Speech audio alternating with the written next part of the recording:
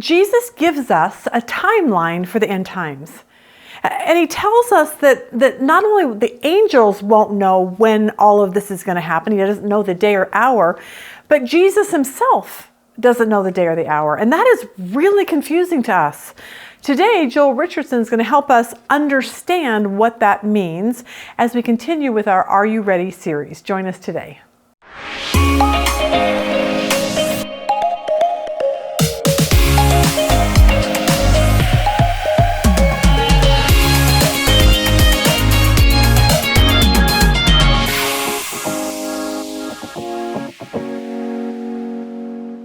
On one hand, Jesus gives us a timeline for end-time events, but he also says, concerning that day or hour, no one knows, not even the angels of heaven, nor the Son, but the Father only. People don't like that because they're like, what?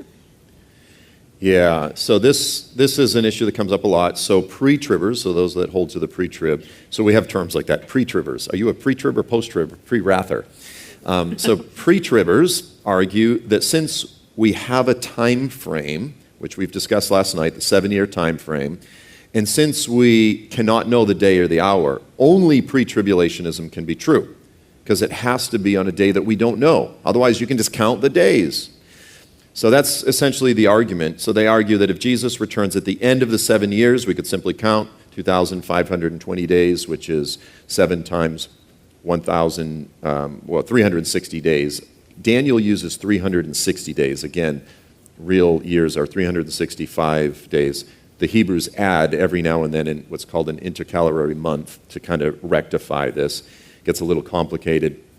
So there are actually several different answers to this, because it's a valid point that people make, why we actually won't know the day or the hour. So let me just throw out a few, and I don't want to get too involved. But first of all, a year, as I said, is 365 days, not 360.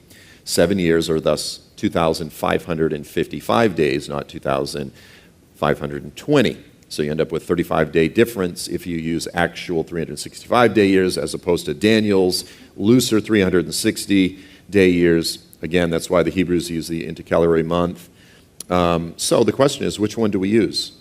Do we use 365 or 360? So this is a debate that we could have and probably spend 3 hours with scholars arguing why it should be one way or the other. It complicates the question, and it interjects one reason why we might not know the exact day. And all it says is we don't know the day or the hour. This is kind of squirrely, but will we know the week? Will we know the month? I think we'll know the season. It just says we won't know the precise day or the hour. Like, that's pretty specific terminology. Further complicating this, you've got this passage at the end of Daniel 12, which says this. So first, Daniel has these 1,260-day time frame. Again, that's 3.5 years if you're using 360-day years. And then you have this verse. From the time the regular sacrifice is abolished until that's the abomination of desolation, from the time that's set up, so that's the midpoint. And then it says there will be 1,290 days. Well, that's an extra 30 days on top of the 1,260. And then he says, how blessed is he who keeps and attains, and he waits until the 1,335 days. So there's an extra 45 days. You go, what's going on here? Okay, and again, there's a lot of discussion. You could debate these things. It further complicates the issue. And then there's this, and this is really fascinating. So a lot of people think that Jesus will return at the very end of the biblical holiday called Yom Teruah, or the blasting of trumpets, which involves a series of blasting of trumpets. Now, here's the thing about Yom Teruah. It's also known as the day which no one knows. That's not the exact phrase, but it's kind of like the unknown day, and here's the reason.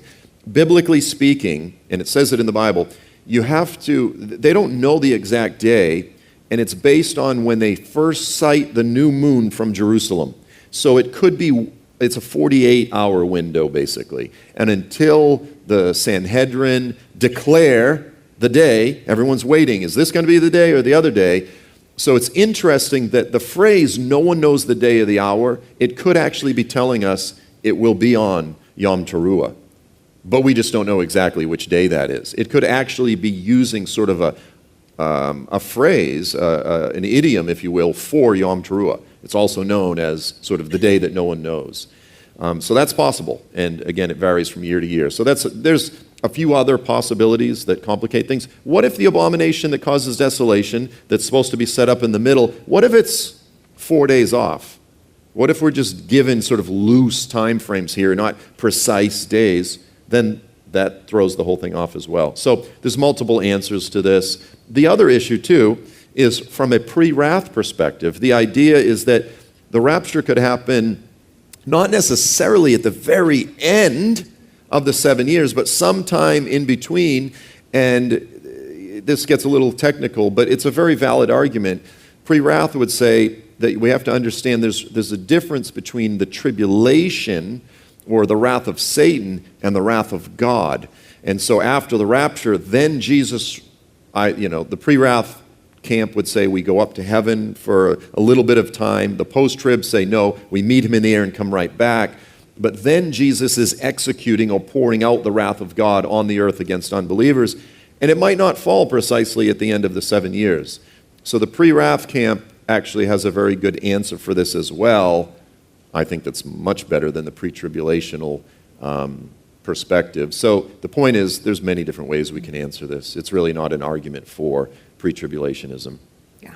Okay, hope that helped you understand that a little bit more, and I'll put a link to the entire End Times Timeline Conference below if you want to get ahead of the game and watch it. Joel'sTrumpet.com, that's where you go if you want to learn more about Joel Richardson. He has lots of stuff on his site. He's got free books for you. He's got good videos on end times. So we just want people to be prepared and ready for what is coming. So hopefully today helped you with that. Have a really good day. We'll see you next week.